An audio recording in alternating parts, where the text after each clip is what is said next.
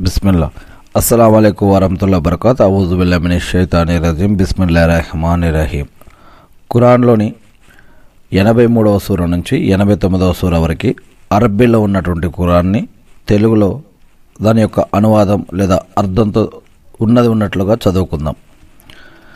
చదువుతున్నది తెలుగు బుఖారి. ముందుగా అపార కరుణామయుడు పరమకృపాశీలుడైన అల్లా పేరుతో ప్రారంభం. 83వ సూర అల్ ముతఫిఫీన్ సూర. ఆయతులు 36 అంటే వాక్యాలు 36. అవతరణం మక్కాలో.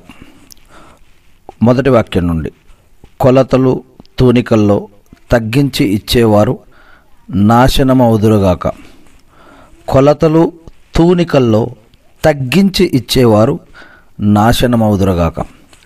వారు ప్రజల నుండి కొలిచి తీసుకునేటప్పుడు మాత్రం పూర్తిగా ఖచ్చితంగా తీసుకుంటారు. కానీ వారికి కొలిచి కానీ తూకం వేసి కానీ ఇచ్చేటప్పుడు మాత్రం తగ్గించి ఇస్తారు. ఏమిటి? తాము మరణానంతరం మళ్ళీ తిరిగి లేపబడతామన్న ఆలోచన వారికి బొత్తిగా లేదా? ఒక మహాదినాన ఆ రోజు జనులంతా సర్వలోకాల ప్రభువు ముందు నిలబడతారు. ముమ్మాటికి వారు అనుకునేది నిజం కాదు. నిశ్చయంగా పాపాత్ముల కర్మల చిట్ట సిజ్జీనులో ఉంది. సిజ్జీను అంటే ఏమిటో నీకేం తెలుసు? అదొక లిఖితపూర్వక గ్రంథం. ధిక్కరించే వారికి ఆ రోజు మూడటం ఖాయం. వారు ప్రతిఫల దినాన్ని ధిక్కరించేవారు. బరి తెగించిన పాపాత్ముడు మాత్రమే దాన్ని ధిక్కరిస్తాడు. వాడికి మా వాక్యాలు చదివి వినిపించినప్పుడు ఇవి పూర్వీకుల కట్టుకథలే కదా అని అంటాడు. అది కాదు. అసలు విషయం ఏమిటంటే వారి దురాగతాల మూలంగా వారి హృదయాలకు తుప్పు పట్టింది. కాదు ఆ రోజు వారు తమ ప్రభువును చూడకుండా ఉండే విధంగా చాటున ఉంచబడతారు. ఆ పైన వారు తప్పకుండా నరకంలోకి త్రోయబడతారు. ఇంతకాలంగా మీరు త్రోసిపుచ్చుతూ వచ్చిన వాస్తవం ఇదే అని అప్పుడు వారితో అనబడుతుంది. ఎన్నటికీ కాదు, నిశ్చయంగా పుణ్యాత్ముల కర్మల చిట్ట ఇల్లీన్లో ఉంది. ఇల్లీన్ గురించి నీకేం తెలుసు? అదొక లిఖితపూర్వక గ్రంథం. సామీప్యం పొందిన వారు దైవదూతలు దాన్ని కనిపెట్టుకుని ఉంటారు. నిశ్చయంగా పుణ్యాత్ములు స్వర్గ సుఖాలలో ఉంటారు. దర్జాగా ఆసనాలపై కూర్చొని పరిసరాలను వీక్షిస్తూ ఉంటారు. వారి ముఖాలపై ఉట్టిపడే సుఖ సౌఖ్యాల కలను నువ్వు ఇట్టే గుర్తుపడతావు. సీలు వేయబడిన స్వచ్ఛమైన మధువు వారికి త్రాపించబడుతుంది. పైగా అది కస్తూరితో కూడుకున్న ముద్ర సీలు. మరి పోటీ పడేవారు ఈ విషయంలో పోటీ పడాలి. అందులో తస్నీం కలిసి ఉంటుంది. అదొక సెలయేరు. సామీప్యం పొందిన సజ్జనులు ఆ విశిష్ట పానీయాన్ని సేవిస్తారు. అపరాధులు విశ్వాసుల స్థితిపై చులకనగా నవ్వేవారు వారి దగ్గర నుండి వెళుతున్నప్పుడు పరస్పరం కన్నుగీటి మరి సైగలు చేసేవారు. తమ వారి వద్దకు తిరిగి వెళ్ళినప్పుడు కూడా విశ్వాసులను గురించి వేళాకోళం చేస్తూనే వెళ్ళేవారు. వారిని విశ్వాసులను చూసినప్పుడల్లా నిశ్చయంగా వీళ్ళు పెడదారి పట్టారు అని అనేవారు. ఇంతకీ వాళ్ళు అవిశ్వాసులు వారిపై విశ్వాసులపై కావలి వాళ్ళుగా చేసి పంపబడలేదు కదా. మరి ఈరోజు విశ్వాసులు అవిశ్వాసుల స్థితిపై నవ్వుతారు. ఎత్తైన ఆసనాలపై కూర్చుని చూస్తూ ఉంటారు. ఈ అవిశ్వాసులు తాము చేసుకున్న దానికి పూర్తి ప్రతిఫలం పొందారు కదా. ఇక ఇప్పుడు 84వ సూరాలోని సూరా అల్ ఇన్షికాక్ సూరా ఆయతులు 25 అవతరణ మక్కాలో. అపార కరుణామయుడు పరమ కృపాశీలుడైన అల్లా పేరుతో ప్రారంభం. ఆకాశం బద్దలైపోయినప్పుడు అది తన ప్రభు ఆజ్ఞను వింటుంది, దానికదే తగినది. మరి భూమి సాగదీయబడి విస్తృతపరచబడినప్పుడు అది తన లోపల ఉన్నదంతా బయటపడేసి ఖాళీ అయిపోతుంది. అది తన ప్రభువు ఆదేశాన్ని ఖచ్చితంగా వింటుంది, దానికదే శోభాయమానం. ఓ మానవుడా, నువ్వు నీ ప్రభువును చేరుకునే వరకు ఈ సాధనలో, ఈ కఠోర పరిశ్రమలోనే నిమగ్నుడవై ఉండి తుదకు ఆయన్ని చేరుకుంటావు. ఆ సమయంలో ఎవరి కర్మల పత్రం అతని కుడి చేతిలో ఇవ్వబడుతుందో అతని నుండి తేలికపాటి లెక్క తీసుకోబడుతుంది. అతను తన వారి వైపు సంబరపడుతూ వెళ్తాడు. మరెవరి కర్మల పత్రం అతని వీపు వెనుక నుండి ఇవ్వబడుతుందో అతను చావు కోసం కేకలు వేస్తాడు. మరి అతను మండే నరకాగ్నిలోకి ప్రవేశిస్తాడు. ఈ వ్యక్తి ఇహలోకంలో తన వారి మధ్య తెగ సంబరపడేవాడు. తానెన్నటికీ అల్లా వద్దకు తిరిగిపోనని తలపోసేవాడు. ఎందుకు పోడు? నిజానికి అతని ప్రభువు అతన్ని బాగా గమనిస్తూనే ఉండేవాడు. సాయంకాలపు ఎర్రని కాంతితోడు, రాత్రితోడు, అది తనలో లీనం చేసుకునే వస్తువులతోడు, పూర్ణ చంద్రునితోడు గా చెబుతూ ఉన్నాను. నిజంగా మీరు క్రమేణా ఒక స్థితి నుండి మరో స్థితికి సాగిపోతూ ఉంటారు. అసలు వారికి ఏమైపోయింది? వారు ఎందుకని విశ్వసించరు? వారి ముందు ఖురానును పఠించినప్పుడు వారెందుకని సాష్టాంగపడరు? పైగా విశ్వసించని ఈ జనులు దీనిని ధిక్కరిస్తూ ఉన్నారు. వారు తమ లోపల దాచిపెట్టుకునే లోగుట్టును గురించి అల్లాకు బాగా తెలుసు. కాబట్టి వారికి బాధాకరమైన యాతనకు సంబంధించిన శుభవార్తను వినిపించు. అయితే విశ్వసించి సత్కార్యాలు చేసిన వారికి మాత్రం ఎన్నటికీ తరగని పుణ్యఫలం ఉంది. 85వ సూరా అల్ బురూజ్ సూరా ఆయతులు 22 అవతరణ మక్కాలో. అపార కరుణామయుడు పరమ కృపాశీలుడైన అల్లా పేరుతో ప్రారంభం. బురుజులు గల ఆకాశం సాక్షిగా, వాగ్దానం చేయబడి ఉన్న రోజు సాక్షిగా, సాక్ష్య దినం సమావేశమైన వారి సాక్షిగా, సమావేశమైన చోటు సాక్షిగా. కందకం వాళ్ళు సర్వనాశనమయ్యారు. అది ఇంధనంతో బాగా మండించబడిన అగ్ని. ఆ సమయంలో కందకం వాళ్ళు దాని చుట్టూ కూర్చున్నారు. తాము విశ్వాసుల పట్ల, ముస్లింల పట్ల చేస్తున్న దాన్ని తమాషాగా తిలకిస్తూ ఉన్నారు. ఇంతకీ ఆ విశ్వాసులు చేసిన తప్పు, వారు సర్వశక్తుడు స్తోత్రనీయుడైన అల్లాను విశ్వసించడం తప్ప మరొకటి కాదు. దానికే వారు ప్రతీకారం తీర్చుకున్నారు. మరి వాస్తవానికి భూమి ఆకాశాల సామ్రాజ్యానికి అధిపతి కూడా ఆయనే. మరి అల్లా అన్నింటికీ సాక్షిగా ఉన్నాడు. ఎవరైతే విశ్వసించిన పురుషులను, విశ్వసించిన స్త్రీలను వేధించి కనీసం పశ్చాత్తాపం కూడా చెందలేదో వారి కోసం నరక యాతన సిద్ధంగా ఉంది. దహించి వేసే యాతన కూడా ఉంది.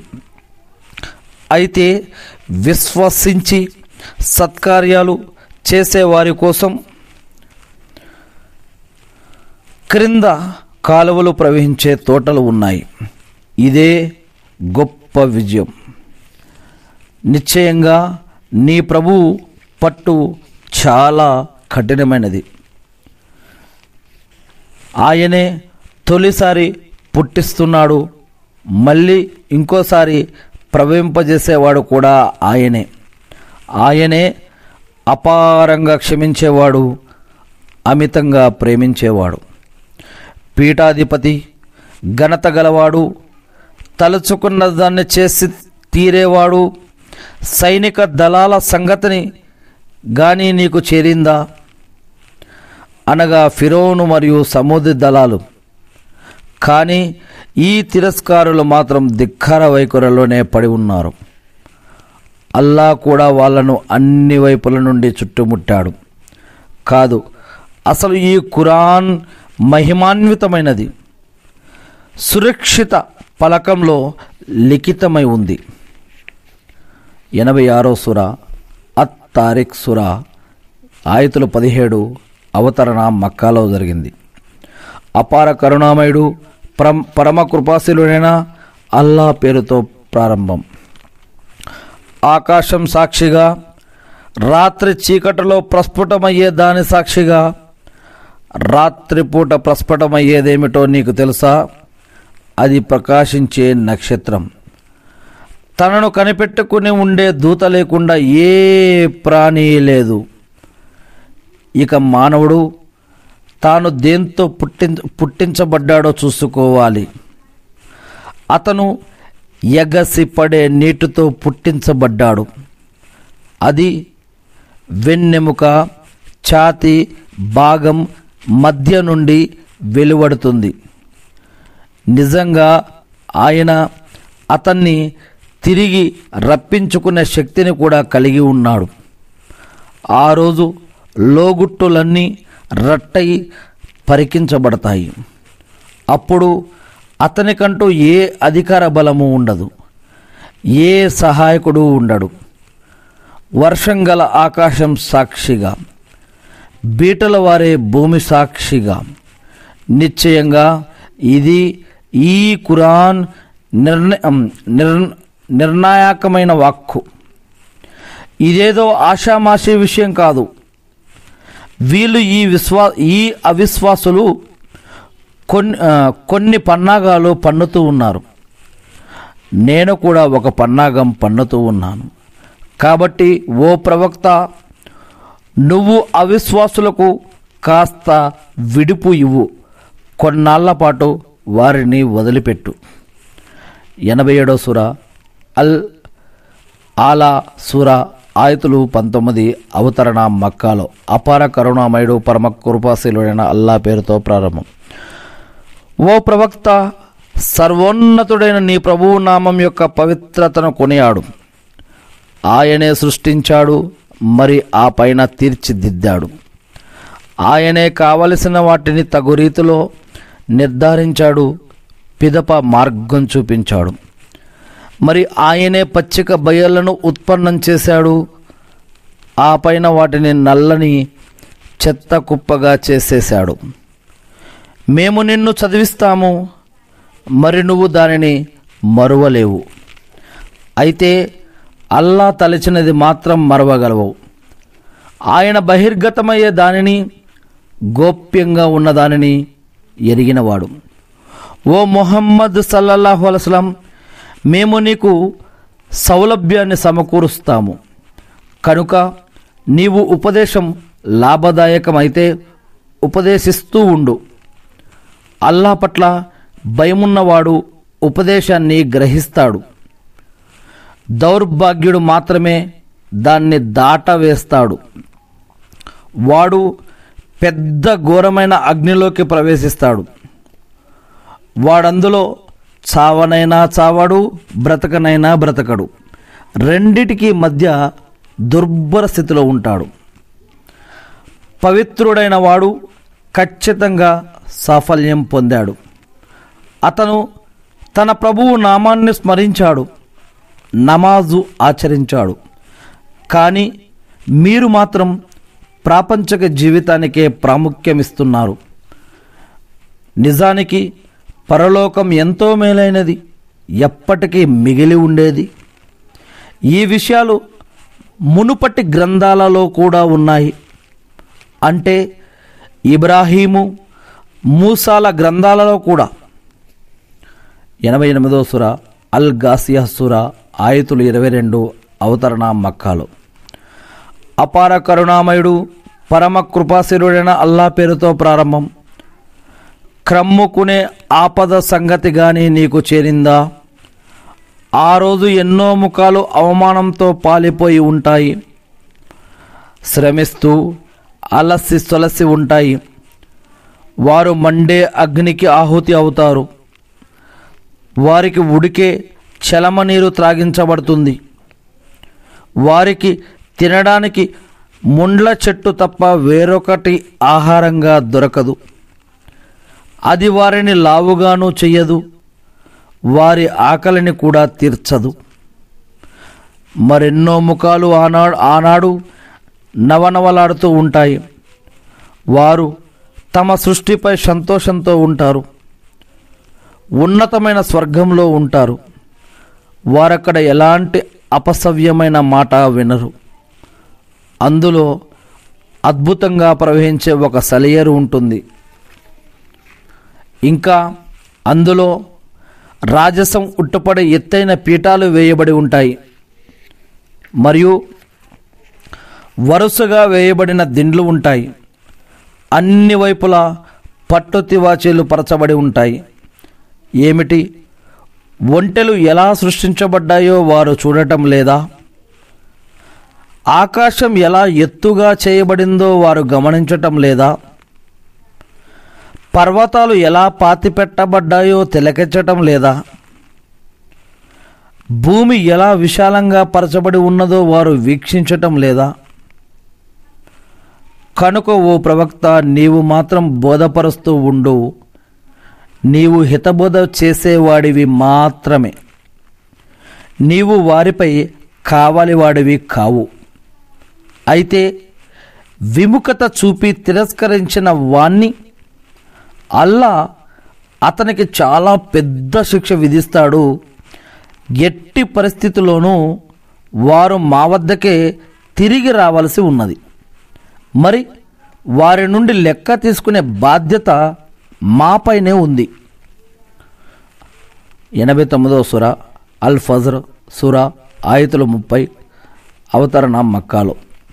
అపార కరుణామయుడు పరమ కృపాశీలుడైన అల్లా పేరుతో ప్రారంభం. ఉషోదయం సాక్షిగా, 10 రాత్రుల సాక్షిగా, సరి బేసి సంఖ్యల సాక్షిగా, గడిచిపోతున్నప్పటి రాత్రి సాక్షిగా. ఏమిటి, బుద్ధి జ్ఞానం కలవానికి ఇందులోని ప్రమాణాలు చాలవా? నీ ప్రభు ఆదు జాతి వారి పట్ల ఎలా వ్యవహరించాడో నీవు చూడలేదా? ఎత్తైన స్తంభాల వారైన ఇరుము పట్ల నీ ప్రభువు చేసిన వ్యవహారం ఏమిటో గమనించలేదా? అలాంటి శక్తి గల వారు పట్టణాలలో అసలు సృష్టించబడలేదు. లోయలో పెద్ద పెద్ద కొండరాలను చెక్కిన సమూదు వారి పట్ల జరిగిందేమిటో నీవు గమనించలేదా? మేకులు వాడైన ఫిరౌను పట్ల నీ ప్రభువు ఏ విధంగా వ్యవహరించాడో నీకు తెలియదా? వాళ్ళంతా పట్టణాలలో రాజ్యాలలో చెలరేగిపోయిన వాళ్ళే. మరి వారు వాటిలో ఎంతో అరాచకాన్ని సృష్టించారు. అందువల్ల ఎట్టకేలకు నీ ప్రభువు వారందరిపై శిక్షా కొరడాను జులిపించాడు. నిశ్చయంగా నీ ప్రభువు వారి కోసం మాటేసి ఉన్నాడు. మనిషి పరిస్థితి ఎలాంటిదంటే, అతనికి ప్రభువు అతన్ని పరీక్షించదలచి అతనికి గౌరవ మర్యాదలను అనుగ్రహ భాగ్యాలను ప్రసాదించినప్పుడు అతను ఉబ్బి తబ్బిబ్బై నా ప్రభువు నన్ను గౌరవనీయుణ్ణి చేశాడయ్యా అనంటాడు. మరి ఆయన అతన్ని మరో విధంగా పరీక్షించదలిచి అతని ఉపాధిని కుదించినప్పుడు అయ్యో నా ప్రభువే నన్ను పరాభవానికి గురిచేశాడు అని వాపోతాడు. అది వాస్తవం కాదు. అసలు విషయం ఏమిటంటే, మీరు అనాథలను ఆదరించరు, నిరుపేదలకు అన్నం పెట్టే విషయంలో ఒకరిని ఒకరు ప్రోత్సహించుకోరు. ఇంకా మీరు మృతుల ఆస్తిపాస్తులను సమీకరించి స్వాహా చేస్తారు. మీరు ధనాన్ని విపరీతంగా ప్రేమిస్తారు. మీ ధోరణి సరైనది కాదు. భూమి దంచి దంచి చదునుగా చేయబడినప్పుడు నీ ప్రభువు స్వయంగా వరుసలు తీరిన దైవదూతల సమేతంగా ఏతించినప్పుడు నరకం సైతం తేబడిన నాడు ఆనాడు మనిషికి జ్ఞానోదయం అవుతుంది. కానీ ఆ రోజు జ్ఞానం కలిగి ఇంకా ఏం లాభం? అయ్యో, నేనీ పరలోక జీవితం కోసం ముందుగానే జాగ్రత్త పడి ఏదైనా చేసుకుని ఉంటే ఎంత బాగుండేది అని అతను అంటాడు. మరి ఆ రోజు అల్లా శిక్షించినట్లుగా శిక్షించేవాడెవ్వడు ఉండడు. అలాగే ఆయన బంధించినట్లుగా ఎవ్వడు బంధించలేడు. ఓ ప్రశాంత మనసా, నీ ప్రభువు వైపు పద. నువ్వు ఆయన పట్ల సంతోషించావు, ఆయన నీ పట్ల సంతోషించాడు. కాబట్టి సత్కరించబడిన నా దాసులలో చేరిపో, నా స్వర్గంలో చేరిపో అని విధేయులతో అనబడుతుంది. 90వ సూర అల్ బలద్ సూర ఆయతులు 20 అవతరణ మక్కాలో. అపార కరుణామయుడు పరమకృపాశీలుడైన అల్లా పేరుతో ప్రారంభం. ఈ నగరం తోడుగా నేను చెబుతున్నాను, ఓ ముహమ్మద్ సల్లల్లాహు అలైహి వసల్లం, నువ్వు ఈ నగరంలో స్వేచ్ఛావాసివి. కన్న తండ్రి తోడుగా, అతను కన్న సంతానం తోడుగా చెబుతూ ఉన్నాను. నిశ్చయంగా మేము మనిషిని నిత్య కష్టాల్లో సృష్టించాము. ఏమిటి, తనపై ఎవరి అదుపు ఆజమాయిషీ లేదని అతను అనుకుంటున్నాడా? నేను రాసుల కొద్దీ ధనాన్ని ఖర్చు పెట్టాను తెలుసా అని అతను గొప్పలు చెప్పుకుంటున్నాడు. ఏమిటి, తననెవరూ చూడలేదని అతను తలపోస్తూ ఉన్నాడా? ఏమిటి, మేమతనికి 2 కళ్ళను సృజించలేదా? ఒక నాలుకను 2 పెదవులను చేయలేదా? మరి మేమతనికి 2 మార్గాలను చూపలేదా? కానీ అతను కఠినమైన కనుమును దాటి పోలేదు. కఠినమైన కనుము అంటే ఏమిటో నీకు తెలుసా? ఏ బానిస లేక బానిసరాలి మెడనైనా బానిసత్వం నుండి విడిపించడం, లేదా ఆకలి గొన్ననాడు అన్నం పెట్టడం, బంధుత్వం గల ఏ అనాథకు కానీ, మట్టిలో పడి ఉన్న ఏ నిరుపేదకు కానీ అన్నం పెట్టడం, అటు పిమ్మట విశ్వసించి పరస్పరం సహనబోధ చేసుకుంటూ ఒకరికొకరు దయాదాక్షిణ్యాల గురించి తాకీదు చేసుకునే వారైపోవాలి. వీళ్ళే కుడిపక్షం వారు భాగ్యవంతులు. మరెవరైతే మా ఆయుతుల పట్ల తిరస్కార వైఖరిని అవలంబించారో వారు దౌర్భాగ్యులు. వారిని అన్ని వైపుల నుంచి అగ్ని చుట్టుముడుతుంది. అల్హమ్దులిల్లా. ఇప్పుడు మనం ఈరోజు చెప్పుకున్నటువంటి కొన్ని వాక్యాలను మనం అరబ్బీలో ఉన్నటువంటి వాక్యాలను తెలుగులో ఉన్నట్లుగా అనువాదం చదవటం జరిగింది. ఏది ఏమైతేనేమి, నేను ఆ సృష్టికర్త అయిన అల్లాని ప్రార్థిస్తూ ఉన్నాను. అల్లా మా అందరి యొక్క పాపాలను క్షమించి, మీరు ప్రవక్త ముహమ్మద్ అస్లం గారి ద్వారా ఏదైతే ఉద్దేశంతో మాకు ఈ యొక్క గ్రంథాన్ని ఇచ్చారో, అల్లా ఈ యొక్క ఖురాన్ మరియు హదీసులు మేము కూడా తెలుసుకుని, నేర్చుకుని, అర్థం చేసుకుని, గుర్తుపెట్టుకొని వాటి ప్రకారం మేము జీవిస్తూ మిమ్మల్ని ఆరాధిస్తూ తెలియని ఇతర మా సోదరులకు తెలిపే భాగ్యాన్ని మాకు ప్రసాదించండి వల్ల ఆమీన్. ఇక్కడ ఒక గమనిక, ఎవరైనా సరే ఇప్పుడు ఏదైతే ఖురాన్ వినటం జరిగిందో ఇది కేవలం తర్జుమా, అంటే ఓన్లీ ట్రాన్స్లేషన్, ఉన్నట్లుగా చదివి వినిపించడం జరిగింది. దీంట్లో ఏ వాక్యం ఎప్పుడు అవతరించింది, ఎలా అవతరించింది, ఎందుకు అవతరించింది, ఎక్కడ అవతరించింది, దాన్ని ఎలా అర్థం చేసుకోవాలి, ఈ వాక్యాలలో ప్రవక్త ముహమ్మద్ అస్లం గారు దీనిని ఎలా అర్థమయ్యేటట్టు మనకు చెప్పారు, సహబాలు ఎలా అర్థం చేసుకున్నారు, మరి దీంట్లో మనం పాటించాల్సినవి ఏవి, కొన్ని ఇని నమ్మవలసినవి, కొన్ని ఇని సైలెంట్గా ఉండాల్సినవి, ఇంకా ఇలాంటి కొన్ని అనేక రకాల విషయాలు ఉన్నాయి.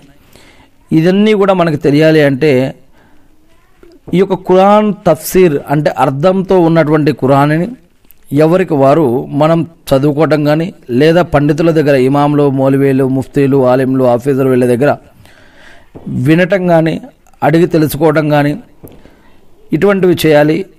మరియు ఈ యొక్క ఖురాన్తో పాటు హదీసులు అని కూడా ఉంటాయి. హదీసులు అంటే ప్రవక్త ముహమ్మద్ సల్లల్లాహు అలైహి వసల్లం గారి యొక్క జీవిత చరిత్రలో జరిగిన సంఘటనలను హదీసులు అంటారు. అంటే ముహమ్మద్ సల్లల్లాహు అలైహి వసల్లం గారు చెప్పినవి, చేసినవి, చేయమన్నవి, చేయొద్దన్నవి, ఆయన ఎదుట ఏదైనా జరుగుతుంటే ఆ విషయంలో మౌనంగా ఉన్నవి, ఇలాంటి అన్ని విషయాలని ఎవరైతే నమోదు చేశారో వీటన్నిటిని కూడా ఆ యొక్క చారిత్రక ఘట్టాలను విషయాలన్నింటినీ కూడా హదీసులు అని అంటారు.